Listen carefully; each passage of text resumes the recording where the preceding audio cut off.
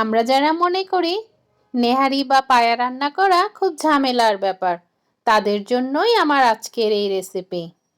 শীতের সন্ধ্যায় বা সকালের নাস্তায় রুটি, পরোটা বা দানের সঙ্গে দারুণ জমবে এই রেসিপিটি।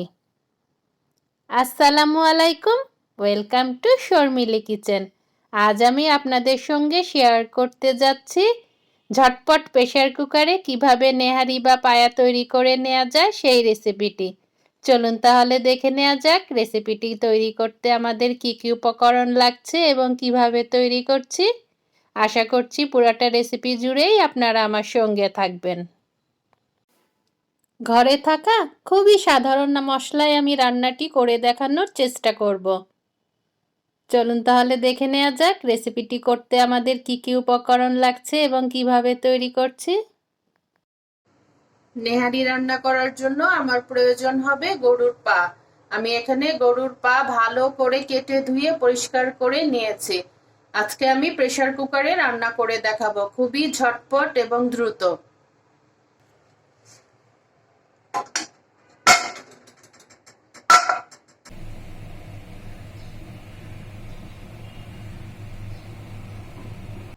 আমি প্রেসার কুকারে নেহারিগুলা নিয়ে নিয়েছি, আরো এখানে নিয়ে নিয়েছি কিছু মশলা।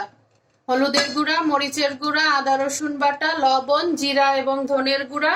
আরো নিয়ে নিয়েছি এলাচি, দারচিনি, লং, গোলমরিচ, তেজপাতা। আরো লাগছে আমার তেল, খুবই সামান্য পরিমাণ, এবং পেঁয়াজ।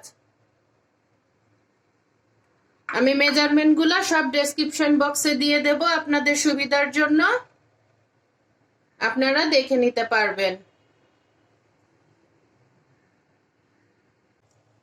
দিয়ে দিচ্ছি পেঁয়াজ কুচি,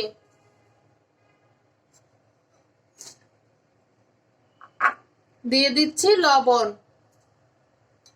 দিয়ে দিচ্ছি জিরা এবং ধনের গুঁড়া একত্রে, দিয়ে দিচ্ছি মরিচের গুঁড়া, দিয়ে দিচ্ছি হলুদের গুঁড়া, দিয়ে দিচ্ছি আদা রসুন বাটা একত্রে। এখন দিয়ে দিচ্ছি তেজপাতা, এলাচি, দারচিনি, লং, গোলমরিচ। তেলের পরিমাণ খুবই সামান্য। এখন পরিমাণ মতো পানি দিয়ে ঢাকনাটা লাগিয়ে দেব।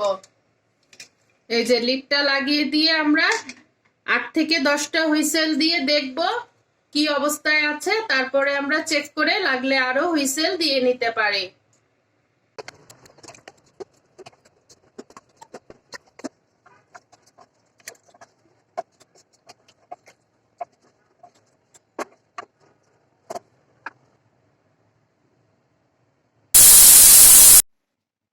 এখানে আমি কিছু মশলা কেটে নিয়েছি, ধনেপাতা কুচি, লাল সবুজ কাঁচামরিচ কুচি, লেবু এবং আদা কুচি, যেটা ছাড়া পায়া অসম্পূর্ণ। এখান থেকে আমি কিছুটা এখন পায়াতে অ্যাড করব, বাকিটা আমি পরিবেশনের জন্য রাখবো।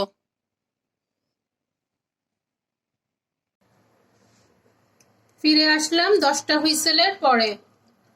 আমার রান্নাটা প্রায় হয়ে গিয়েছে। এই যে হাড্ডি থেকে গোশতগুলো আলাদা হয়ে গিয়েছে। ক্যামেরায় কতটা বোঝা যাচ্ছে আমি বুঝতে পারছি না, আমি এমনটাই চাচ্ছিলাম। এই গোশতগুলা যতটা ঝোলের সাথে মিশবে আমার নেহারিটা খেতে তত সুস্বাদু হবে। আমি কিন্তু কোনো এক্সট্রা ভাবে ময়দা বা কর্নফ্লাওয়ার ইউজ করছি না। হাড্ডির জুসগুলা যত ভালোভাবে বের হবে আমার নেহারি খেতে তত টেস্ট হবে। এ পর্যায়ে আমি কেটে রাখা ধনেপাতা, কাঁচামরিচ এবং আদা কুচি থেকে অল্প অল্প করে অ্যাড করে দেব। বাকিটা আমি পরিবেশনের জন্য রাখবো। দিয়ে দিচ্ছি কিছুটা আদা কুচি, কিছুটা লাল সবুজ কাঁচামরিচ কুচি এবং কিছুটা ধনেপাতা কুচি। এতে আমার রান্নার স্বাদটা দ্বিগুণ হবে। বাকিটা আমি পরিবেশনের জন্য রাখছি। এখন ভালো করে এটা মিক্সড করে নেব। খুবই ঝটপট রান্নাটা হয়ে যায়।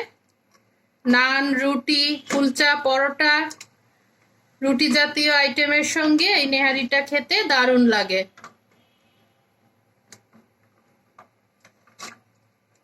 এই যে